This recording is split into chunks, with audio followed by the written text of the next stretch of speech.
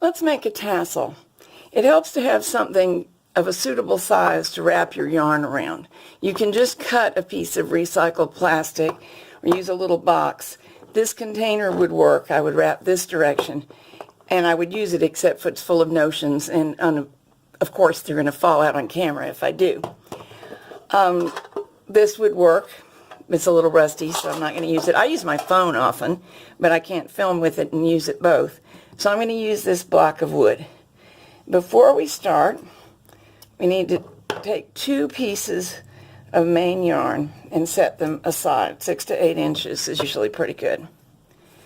And in this case, I'm going to tape one of them across the end of the thing I'm going to wrap around. You don't have to do this step, but if you are able, it's a shortcut. The tape does not have to stick very well or very long. It's just got to hold it for a little bit. Now, taking my main yarn, and start at the opposite end from where I taped the piece and wrap.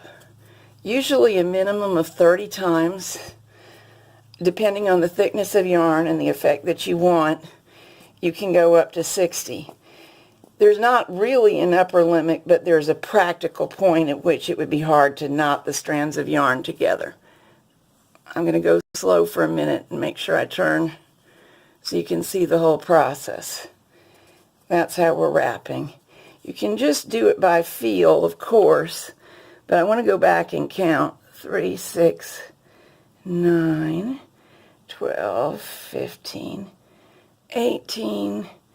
This is about 24, 5, 6, 7, 8, 9, 30, 1, 2, 3, 4, 5, 6, 7, 8, 9, 40. This is probably number 2 yarn. I think I'm going to go 10 more. 1, 2, 3, 4, 5, 6, 7, 8, 9, 10. And we're done wrapping. Now I'm going to release my tape. This was just an easy way to get this yarn positioned to gather in the end of the tassel and secure it.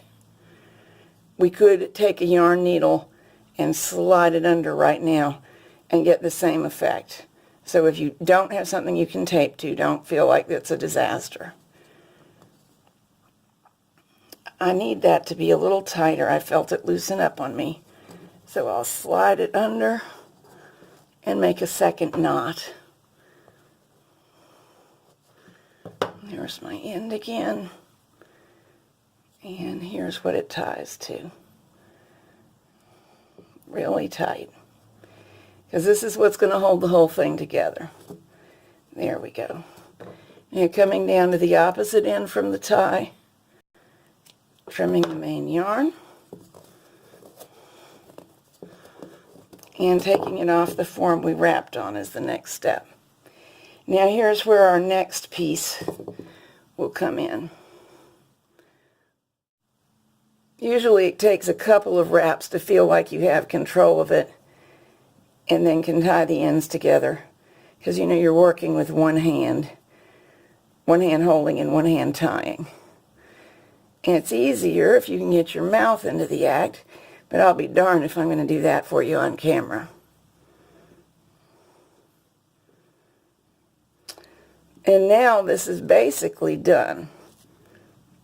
What I could do is find the yarn tails and push them all through, and I might do so off camera if it seems like it needs it.